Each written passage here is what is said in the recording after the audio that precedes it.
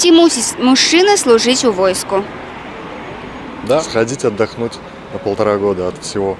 В отпуск, так сказать. А дедушкина была? Нет. Я считаю, что в армии служить не обязательно. Все. Чому? Потому что тратить время впустую, когда ты за 1,5 года можешь достигнуть гораздо большего в своей жизни, стать успешным в чем-то. Потому что для того, чтобы стать успешным, достаточно всего лишь 1 года. Вот.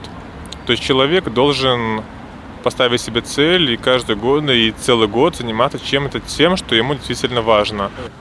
В общем, я считаю, что в армии должны служить по контрактам и по собственному желанию.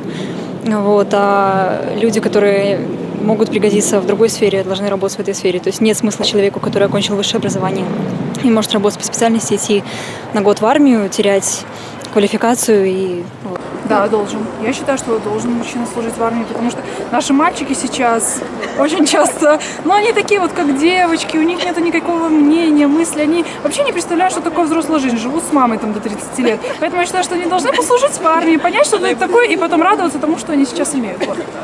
Нет, не в белорусской точно.